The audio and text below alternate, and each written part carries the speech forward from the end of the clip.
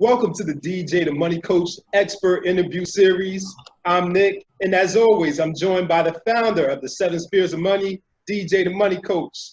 Welcome back, DJ. Good to see you. Absolutely, Nick. How you doing today? I'm back at the home office, but I'll be traveling soon in the next 48 hours, so it's summertime. Yep, that means travel season. And so who are we talking to today? Oh man, I'm glad you asked. We have a phenomenal entrepreneur who I have been knowing, I think, for about 14, maybe 13, 14 years. And actually, this phenomenal entrepreneur is a person that I met through Dr. George Frazier. We actually were both participants in one of his major events back in the day.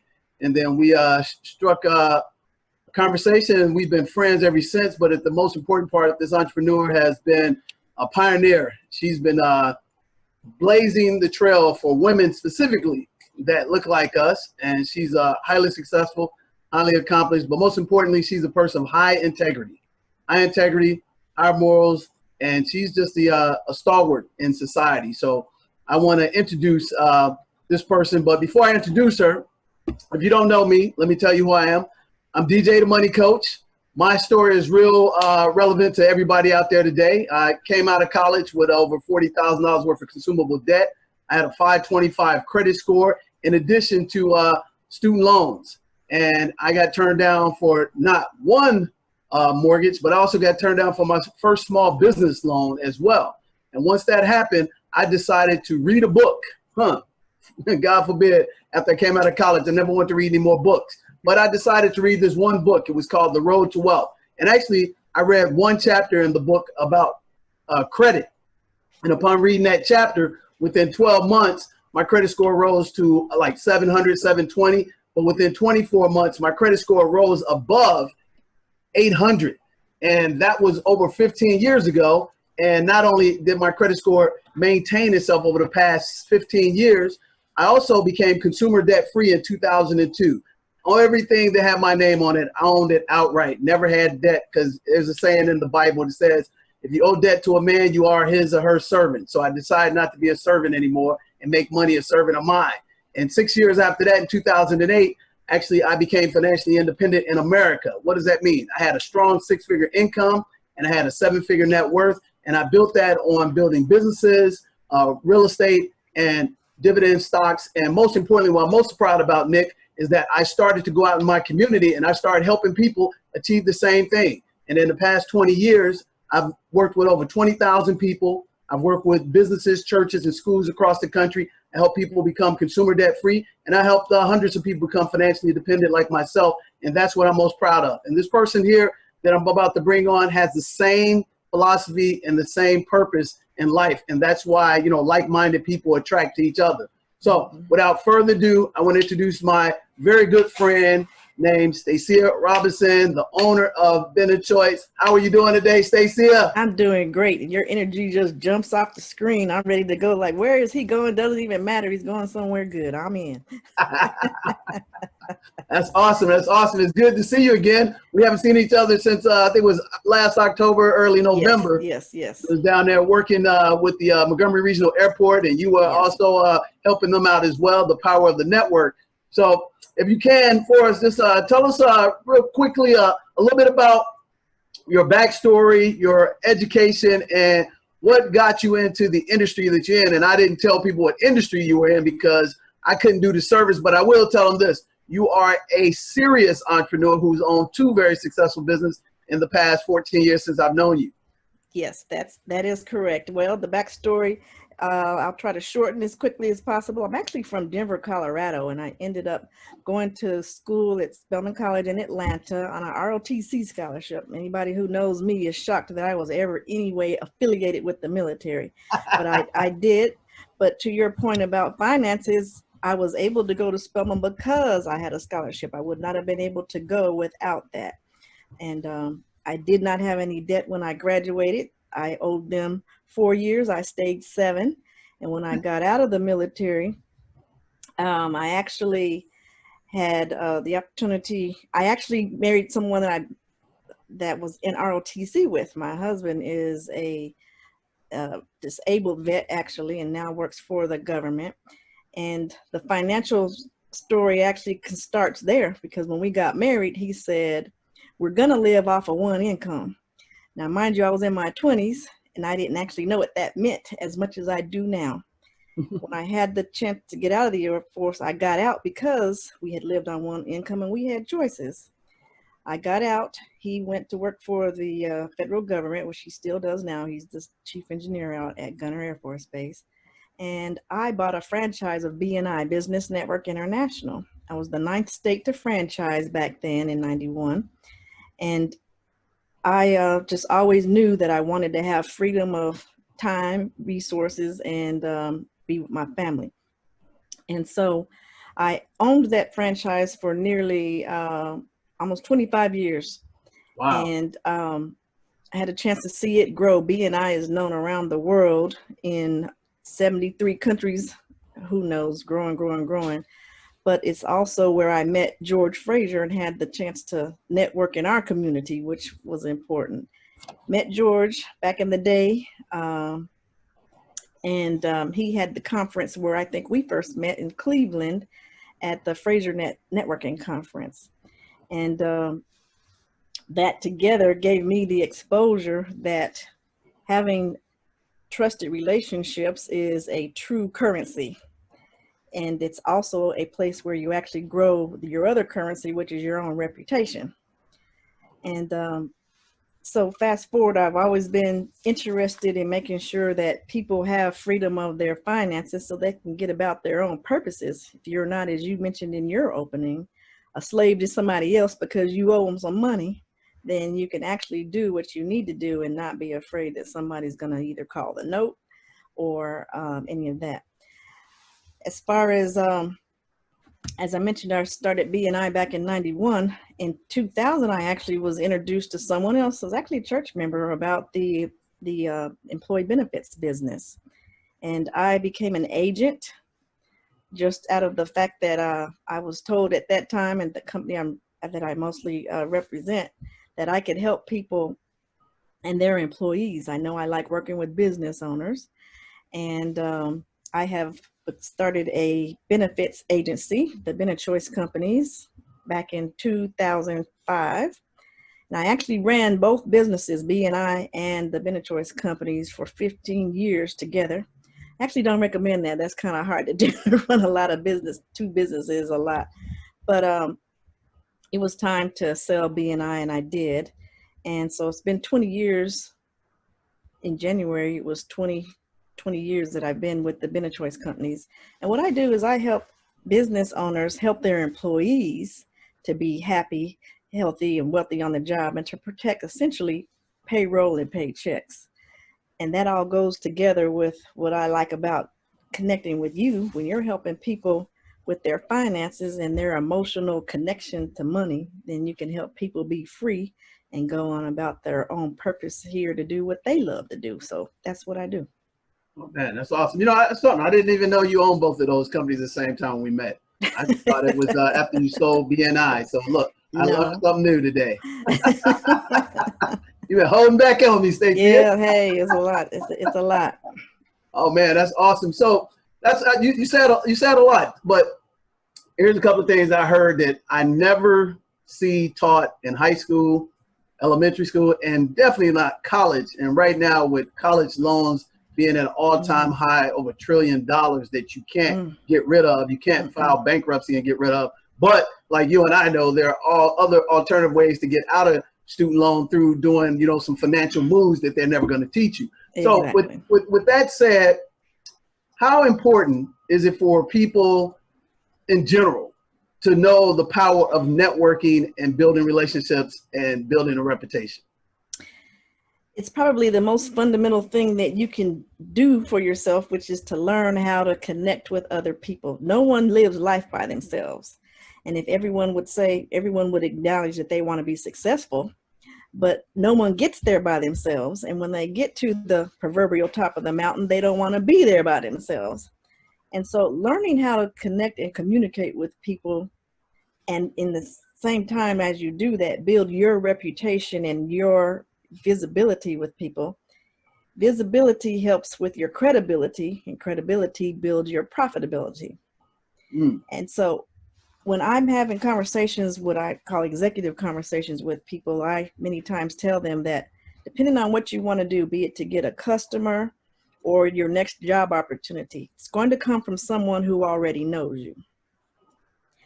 And when you let people know what you want to do, and you've already built trust and credibility with them, you will have the opportunity to access their network of people who know what you're able to do. Both of you probably also already have, when you think about it, just very few relationships with people that may go back as far as junior high or high school. But those people that you still stay in touch with and that you trust and know now are people that display the same kind of attributes that we're talking about now. It's really pretty simple. The things that people are looking about when you're looking to build trust are based on, do they do what they say they're going to do? Do they respect me and my time? And essentially, do they return things as simple as communication with me, returning phone calls, email, letters, whatever that is? When people develop those skills, the underlying part is their attitude. They've got to respect themselves before they'll respect other people. And then we can go about solving the problems of the world. A lot of the things that we're experiencing now in this world are really the bottom line of people who broke those communication bonds. They didn't respect people. They didn't think about anybody else but themselves. And that carries on all the way into how businesses are built with people who don't have integrity. The people who do and the people who are working, the only thing you have to trade is your value of yourself and your time. And your job, when I always talk to kids or adults, I say, of course, and you say it too when you're teaching, Dale, I ask people, where does money come from? And I wait for the answer. Of course, people think I said the first thing you probably thought of was it grows on trees. No, it doesn't. But I really want them to really get my answer to that. Their answer and the world's answer should be, every dime you get comes from somebody else. And you need to know what your worth is. And if you know it, you've got to give the value for them to part with their money to give it to you. And that extends into no matter how you have your lifestyle cost. What is your lifestyle cost? Well, if your parents are paying for you right now, how much does it cost for your clothes, your food, your housing? Any child that comes to tell you, and I'm sure you'd be really impressed, Dale, if you're with, and knowing you probably has happened, to come up and tell you that, Dad, I would like to have X, Y, Z, in the way I feel like you could give me the money for that is X, Y, Z. I'm going to save my money, or I'm going to do this work for that, whatever. You're bringing value to the table. You'd be glad to give them the money. Same with somebody who's looking to make six-figure income. Well, for somebody who actually has it, you got to be bringing money to the table to make them some more money, or they're not going to be paying you that kind of money. But a lot of people actually look on the other side of the equation. They just think they're just owed that, or that they deserve that just because they showed up at your front door. And so all of the ways of learning how to meet people and find out what they need, and you showing up with your value, is how life is actually lived for the better. So that's the answer about the networking question. It was a longer answer than you expected. Oh, I mean, that's perfect, because you know what I find out is, especially with millennials, they have this privileged, I think I'm better to you, I don't have to respect your time mentality. And in essence, they're taking the shortcut to the shortcut, and they're finding, this little temporary success, but they're scorching the earth in the process. And it's funny that you mentioned that, and about the value that you bring to the table, because it took me a while to understand that. I thought, hey, you just have a tremendous amount of intelligence, a tremendous amount of drive, and you have a plan, and you just work the hell out of it, pardon my French. But that's not the way it works for long-term success. And like you said, from the integrity standpoint, we've been on each other, like I said, 13, 14 years. And I think the common ground was that we always had integrity, transparency, and we were going towards the same, pathway. And I couldn't have gotten to the state of Alabama and done the deal with the airport without your unselfish help. I mean, it's like, I don't know anybody down there, and you went out and you helped out the guys, and that made me look better than what I am. And then I just came up and do what I do. Thank goodness that helped. But why don't they teach this in college? That's what I know why, but why don't you tell me why don't they teach this in college? I would say it needs to actually go back to however you're brought up.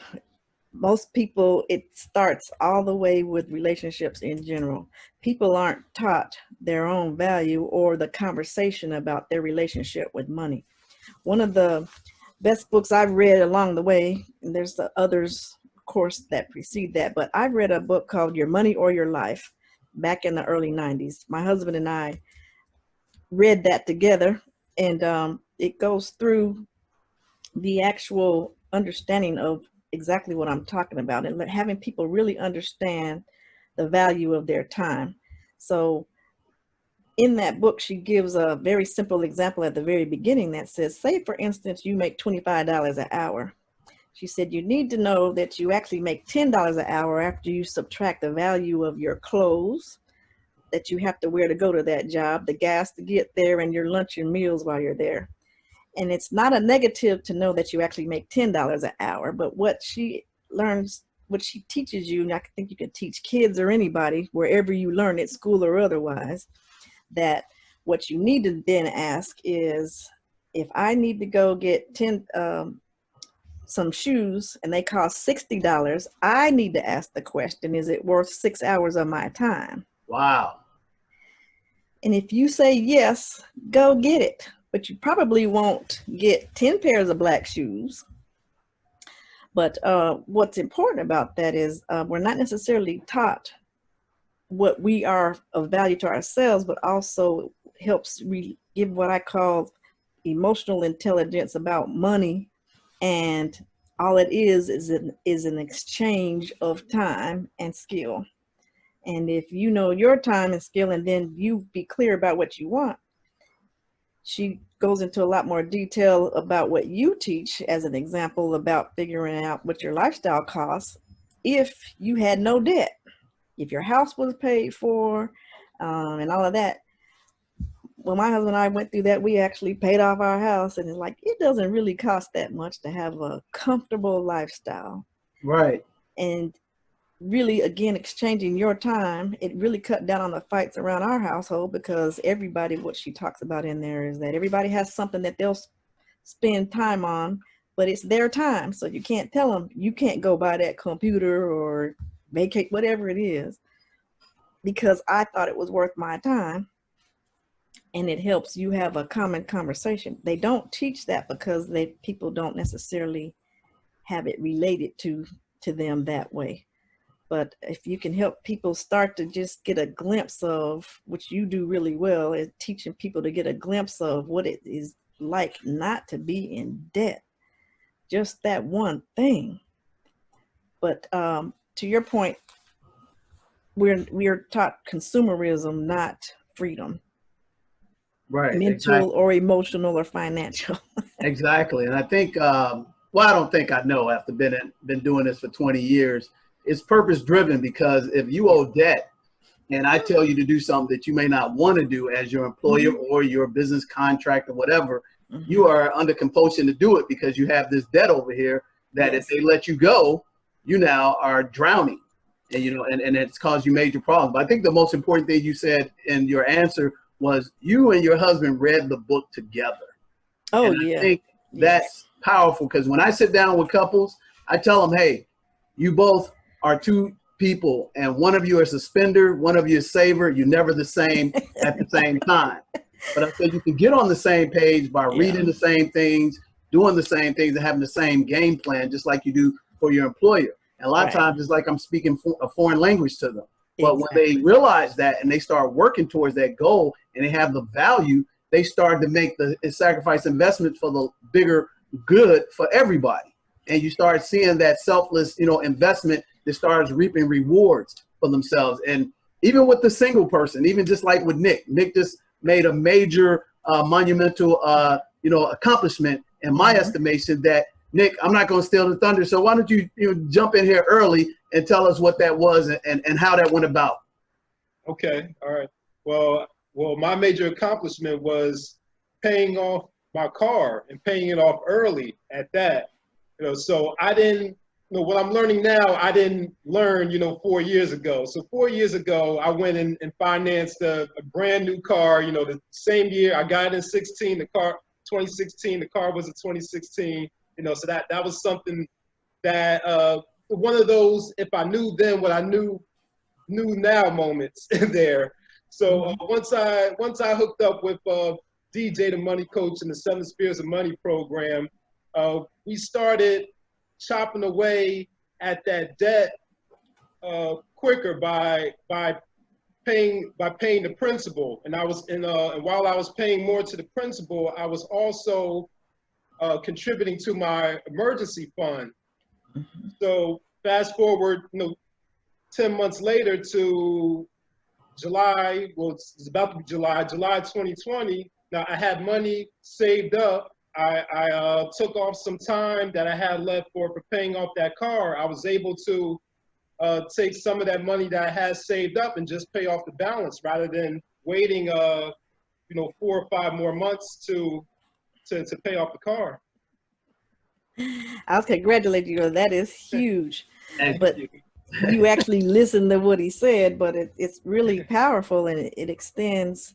The 2 points about this conversation to me that I think are at the bottom of it is relationships to get information have to be built, and learning what your own financial relationship to money is, what your own personal relationship to money is.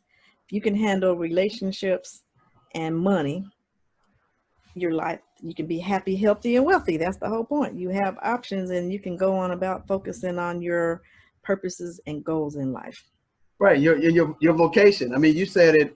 Most importantly, Stacia, is that the emotional intelligence is really where people suffer the most in their lives. Yes. And generally, no matter where you start at, you don't realize that once you get these tenements of success or these principles that are immutable principles, you can pretty much do what your calling is, because that's what the problem is. A lot of people can't find their calling. They may have a talent and they go do something that just makes money, but they're never happy. But if they get that emotional quotient in line, and then they can take, the template that you have put together and follow your blueprint of success.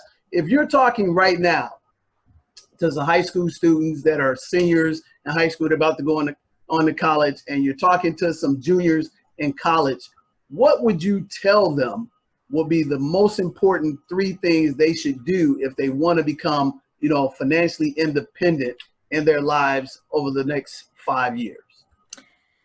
2 things. I would have them take stock of their 10 most important relationships and make sure that they're actually exchanging respect and value of trust.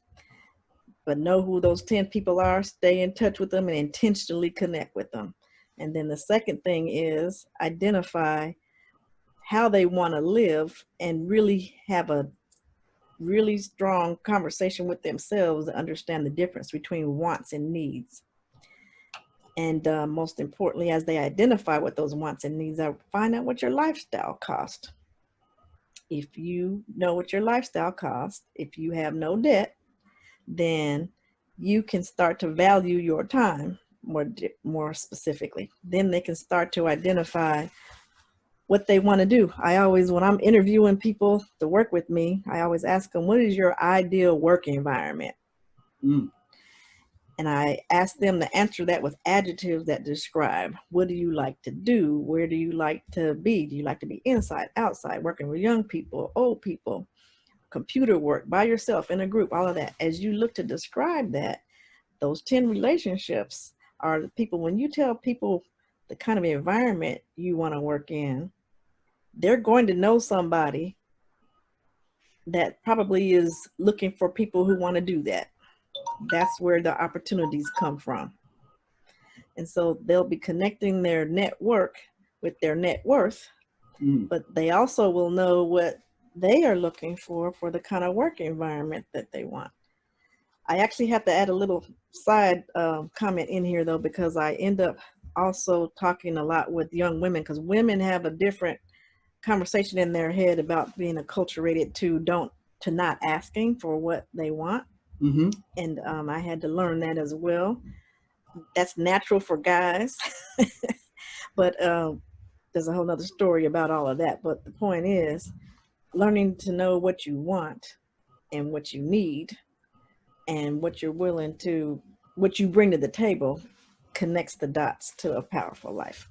Okay. So what were some of the challenges that you had to overcome that were really opportunities in disguise as a Black woman in America, you know, as a person who was pursuing entrepreneurial game? Because I always tell people, Stacia, entrepreneurship is the #1 game on the planet, but it's also the hardest game on the planet. It is. You will never have a better life if you own yourself. So can you talk to us in that regard of what those challenges were specifically as a Black woman? And then also follow up with that, how does that create any friction, or how did you and your husband stay on the same page? Because I see these conundrums right now where Black women are exceeding faster to the C-suite than Black men in my history, but I also see that it's destroying the household because for some reason they misconstrue that they are here and their husband may be there, but they should both be here simultaneously. But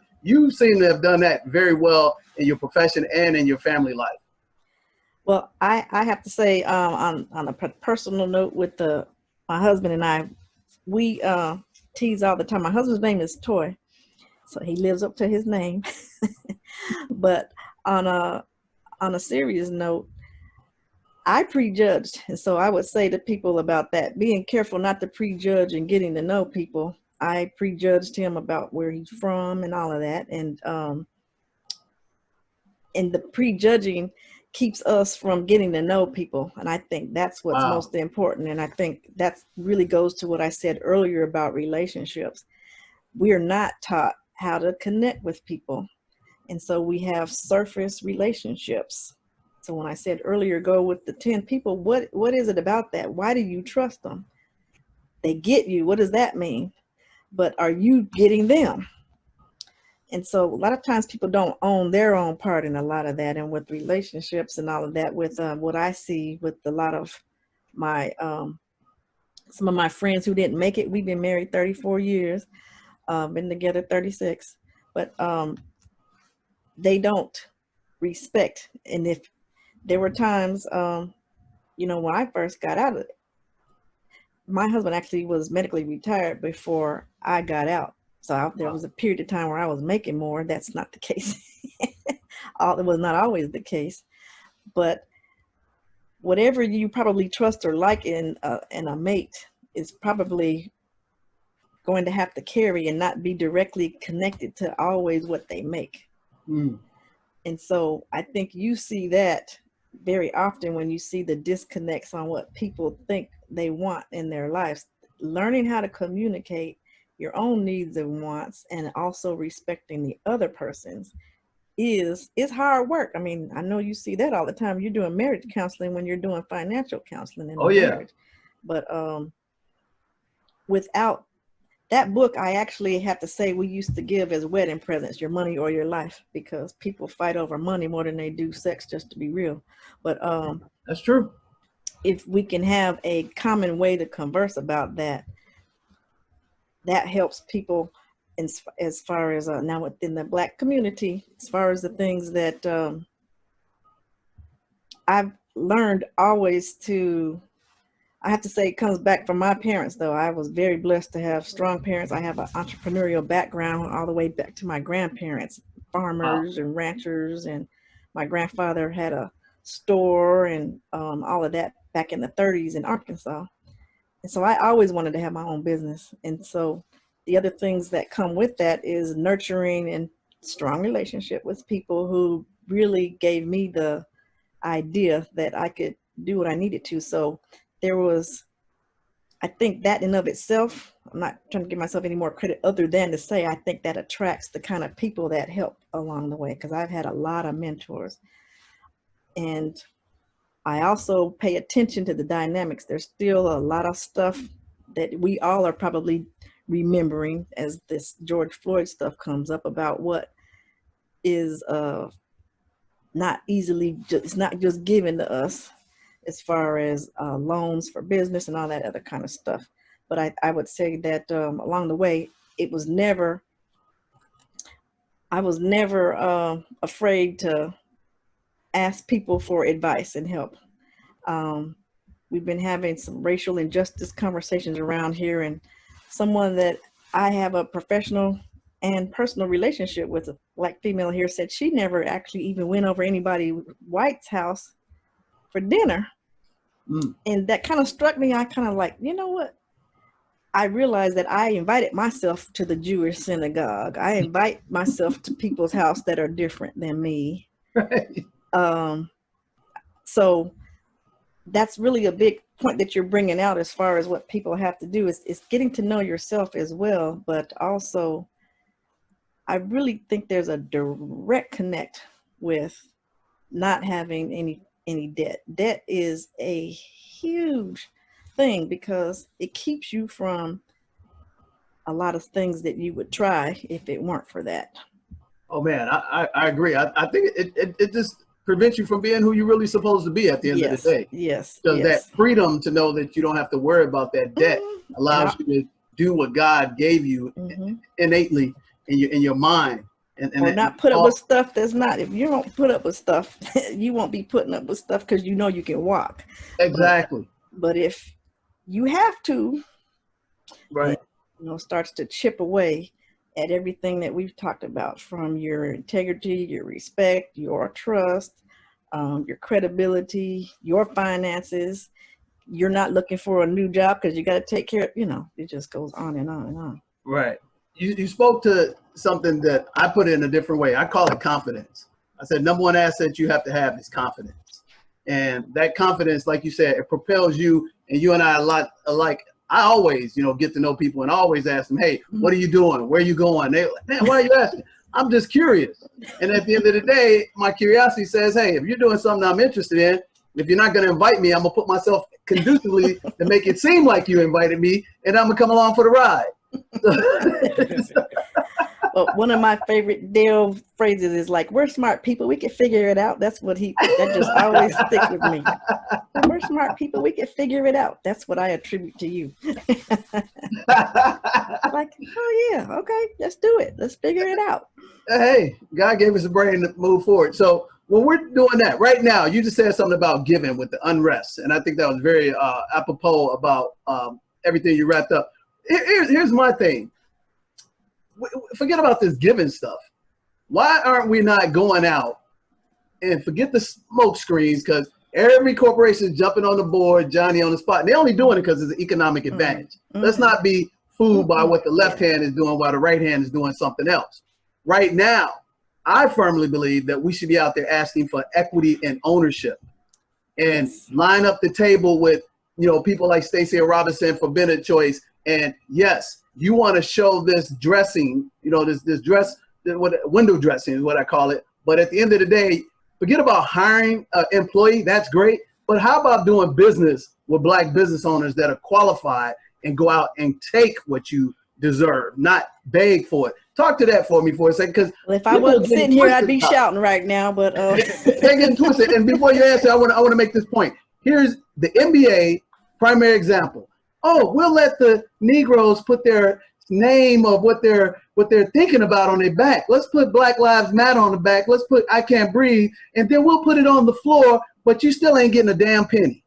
So while you getting all kumbaya about the feel good, they still not giving you another dime, no ownership, no equity. Instead of you saying, like Kyrie Irving, forget about us playing basketball right now, because that's not important. How about put some more of us in the owner suite? But they know the little trinkets of making you feel good, you get nothing out of that. So talk to that for me, because I've been talking about this for the last 4 months and people think I'm crazy. Show me some ownership, some equity. Don't show me no window dressings by putting a name on the back and putting a name on the floor when I'm still getting nothing?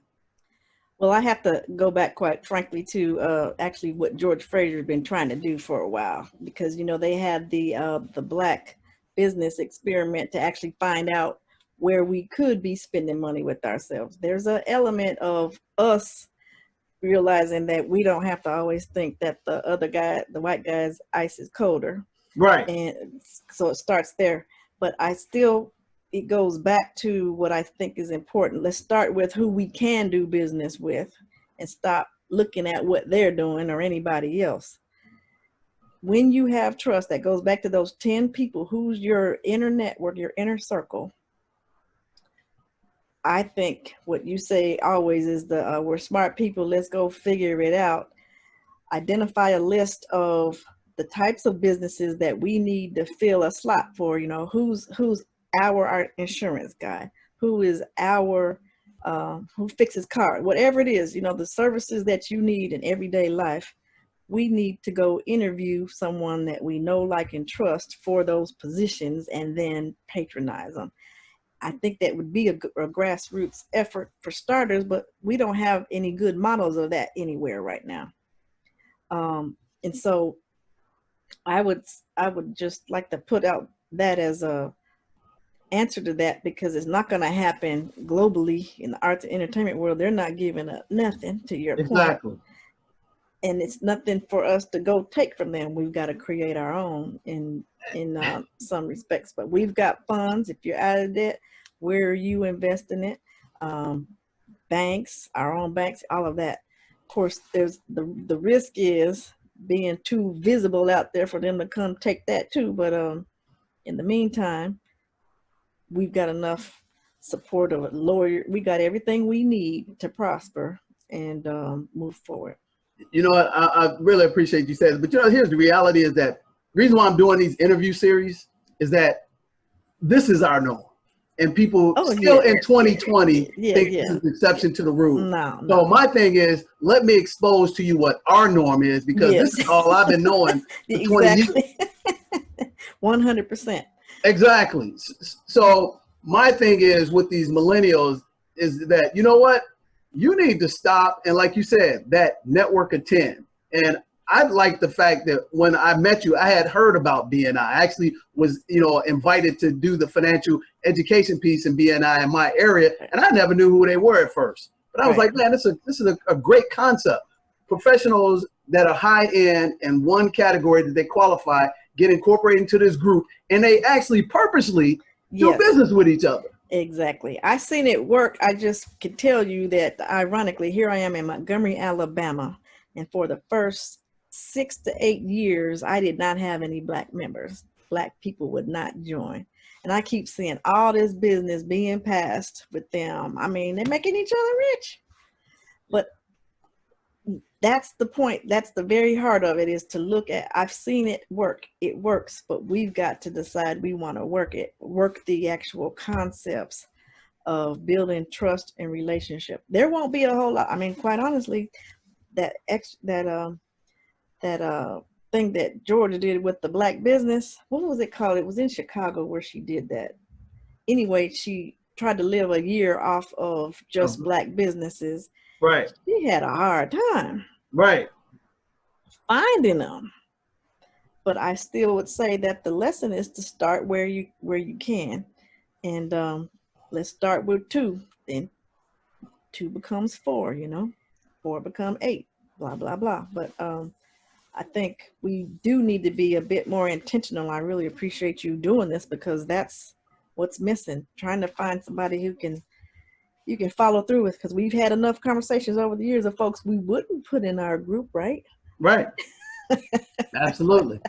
We know, because they show themselves pretty quick. People without integrity actually show their cards in their hands pretty quickly, because that greed just shows up as the green-eyed monster that we know it to be. And check them off the list and move them aside. That, you know, that's amazing, Stacia. On July 6th, Nick reached out to organizations looking for entrepreneurs to speak to a youth group, I think at ages 14 to 24. If you were speaking to that group, which I'm going to have the privilege of speaking to, what would you tell me to tell them? 14 to 24 is a summer youth program where they get them summer jobs and teach them about getting into the workforce. What would you have me tell them as an entrepreneur? The same thing that I basically mentioned already in terms of helping them really see. I would have them take pen to paper or the calculators on their phone. How much does it cost to raise you? And then find out where that money comes from. If they're getting it from their parents, that's fine. And then figure out if they're going to get jobs and all that. See, you're going to have them figure out that equation of figuring out how much their time is worth. And say, why would somebody pay you more than whatever the minimum wage is?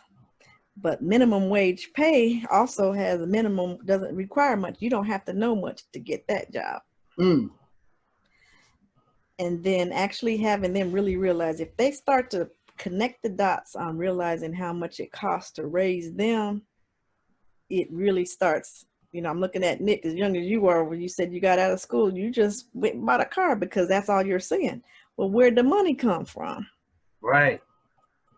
So it was somebody's time. Somebody gave up the time to get the money to pay for whatever you have. And when we can start to help the young kids actually learn that, then you can teach that. So when I taught youth entrepreneurship, my son was 9 at the time, and I showed them how to do their taxes, a tax form. People are like, you showed kids? If I said they could teach a 9-year-old how to do their taxes, because it's just adding and subtracting. How much did you bring in? How much did you spend to get that? Here's how much you keep. And then I said, you can cross your eyes if you like. And I'm actually talking to myself because I am not a detailed person.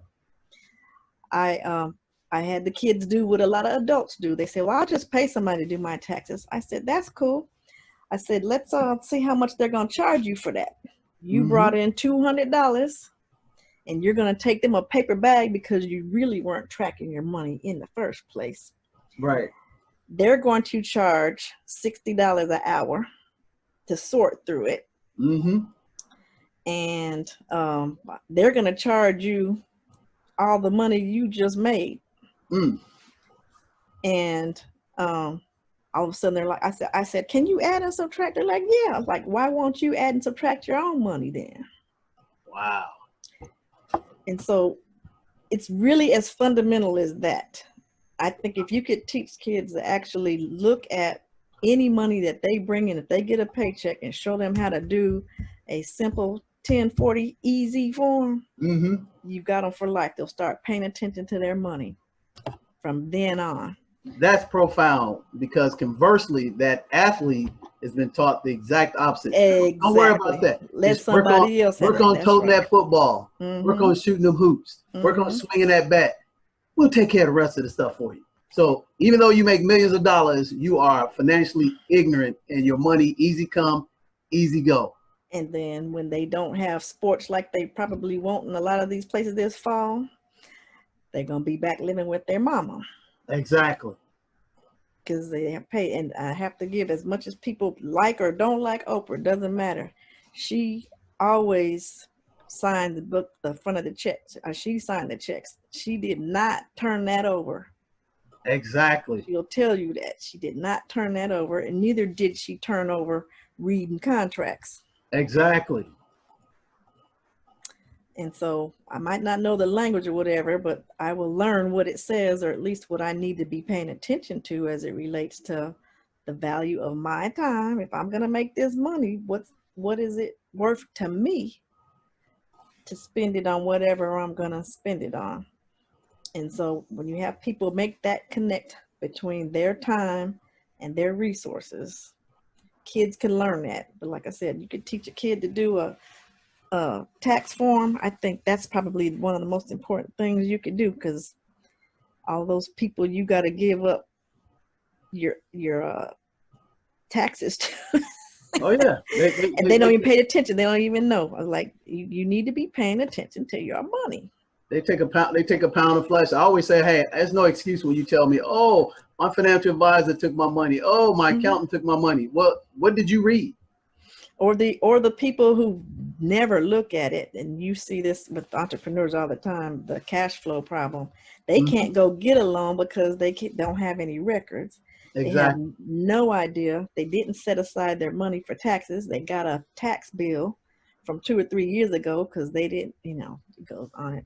Paying attention to money with those kids at that age. My kids do their own tax forms. Man, that is awesome. You know, that kind of equates to what I teach my kids. Master the hard things in life early, and life gets easier. Master the easy things in life early, life gets extremely hard the older you get. So you might as well buckle down. And I think the common theme here is that you have a military background. My father had a military background, and I learned that, and things got better as I got older because I mastered things that weren't sexy, they weren't cool, but now they're cool because we have financial independence and freedom. And I always tell people, you can make $8,333 a month and be debt-free and live like the millionaire you see on television that really ain't a millionaire. And George said something very profound. He said, the rich, they pretend like they poor, and the poor pretend like they rich. That's why they never get rich. I like that one. That's true. And that was the one thing I had to say. I fussed with my husband about that. Why can't we have, he said, the only people who impress me is if they're going to come around here and help pay my mortgage or pay, while the kids were babies, pay for some diapers. Other than that, I don't need to impress anybody. Exactly. They can impress me and help me pay for this. Exactly. That's exactly what I'm talking about. So if a young person wants to go in your profession, what is the template that they should ascribe to, and what is the blueprint they should follow to get in your particular profession doing employee benefits? Because a lot of people don't realize the thing that I like about us finally figuring out how to work together is that that's the most important decision they're going to make as an employee, and they don't realize. You get this packet on Thursday, pretty much is on Friday. The HR person tell you hand it on Wednesday, and you don't want to look like you're stupid and there's no stupid questions. You just bring it back and check the boxes, just mindlessly, and you screw yourself. But you sit down as an advocate, and just like I do, we sit down and we break these things down to these people. And I mean, I've seen people make $300,000-$400,000 at a job and have no idea what they're paying for, what they're getting, and then they wonder why they hoes. So explain to us, what is the template and what's the blueprint they should follow if this is their calling, and how beneficial a career like this is, because it's not going anywhere. As long as there are jobs, there's going to be a need for benefit choice. Benefits, exactly. Benefits. Well, talking about benefits in general, I would have to say from a marketing point of view, if they feel called to do sales, period, that's one aspect of it. People who do well with that. As far as the finances of it, I was attracted to it from having been in B&I and owning my own business. Most businesses don't have the aspect of, like the insurance business does, of once you actually make the sale, you keep getting paid as long as they keep paying the premiums. Right. And that's huge. I mean, insurance people make a lot more money than some doctors, because after they're done doing surgery or whatever, they're done. Right. And even I kind of caught it even differently. And my husband told my son, I can't will you my job, but your mom can will you her business. Right. But the track to doing that is actually getting licensed in my industry for life and health. And some people actually build an agency in property and casualty, getting licensed to do it. And then picking a company and a model to actually just build a business that has all the systems and pillars of business, the finances, the marketing, the leadership, and the people, customer service, and all of that. And do what we've already talked about earlier. Call in people that they help you grow your business. I have a CEO roundtable that I've been a part of actually for 25 years. Wow. And they were like my advisors. They are my board of advisors. I'm not like that. They are. Wow. So we are non-competing businesses in that as well. And they were, and still are, we still meet once a month. And that's what has been a strong backbone of my business. And I would recommend that to anybody, to actually build you a board of advisors. Okay. For growing your business. And, you know, needs a refresh every once in a while. I'm reframing and adapting in this environment. We've had to learn how to quickly on the fly do business by telephone during this COVID. Mm-hmm. And we did. And it's, you know, as long as you're living, you still have bills to pay as far as your lifestyle is concerned. Right. This is one that is just helpful to actually have known what our value is and to actually help people with their paycheck and to understand what they do. We educate people about their benefits and to know what they should be looking for. It kind of complements what you do when you're talking about their whole investment strategies. Absolutely, absolutely, man. Time has gone by fast, and I actually got to wrap. I mean, we're gonna have to do this again. So, what I want to ask you is parting shots or parting nuggets that you can leave with us, because obviously I heard it. It's the 10 people, that book you talked about. You know, Your Money or Your Life. Oh, man, that's powerful. I'm gonna get that book myself because I've never heard of it, but the compelling principles in it make sense. 110% matter of factly. So what are 3 things you would like to leave with our people? How can we get in touch with you? Give us your contact information slowly, give it to us twice, and then we're gonna have Nick chime in what he got out of it, because we always like to have, and here's what I'm excited about. The last 4 or 5 interviews we've done, Stacia, we've had a representation of 3 generations that look like us. And it dawned on me when we were interviewing George, and I was like, man, what a powerful thing. We got George, me, and Nick. Now we got Stacia, me, and Nick. And the most important thing is your legacy. So talk to that and your parting nuggets you can share with us about legacy and what are some things people should do right now in addition to what we heard over the past 45 minutes. I would say the first nugget is very broadly, handle your money, handle your finances, handle your relationships, and learn to communicate with people, and be very solid about building your confidence. I like that word very much. So your confidence and enthusiasm about what you're here to do. And with the BeneChoice companies, we are online at www.benechoicecompanies.com. That's BeneChoiceCompanies.com. BeneChoice Companies. It stands for good choices. Awesome. That's the whole point about that. So I just really thrilled to have had the chance with you guys as well. And I can't wait to hear what the heck Nick got out of all this conversation, because you and I could go for another 3 days without anybody else.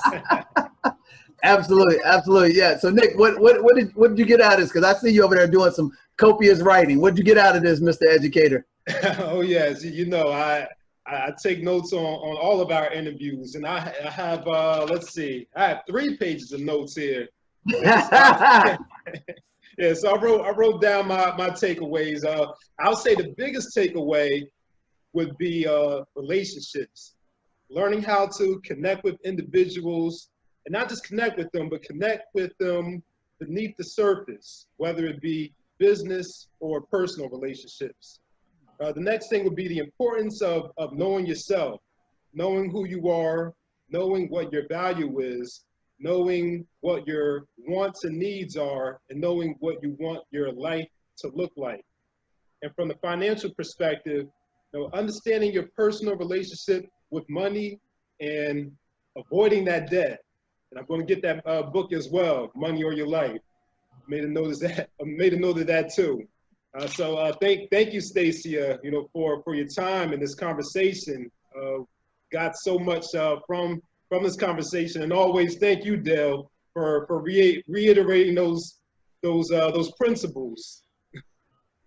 Oh man, that's awesome. That's awesome. So Stacia, I want to thank you for coming out, taking time out of your very busy and productive day to invest more time with us, as she's a servant leader, if you haven't noticed that. And that's one of the common themes of the people that we've been interviewing, their servanthood leadership. which is what John C. Maxwell talks about. But, you know, we end this the same way all the time. You know, I wish everybody a pom-pom lifestyle. That's plenty of money, peace of mind. And I wish them to come join us on the beaches of the World Club, because you know what? Corona is not stopping anything if you got your stuff in order. So, you know, I wish you the best. Thank you, Stacia, and everybody out there. Hey, if you like what you heard, subscribe, share, and most importantly, incorporate it into your life, because your life is the most important one that you got. You only got one, so maximize it to the fullest capacity. So I'm DJ the Money Coach, and we'll see you in the next interview. Bye-bye. Thank you, guys. Bye-bye.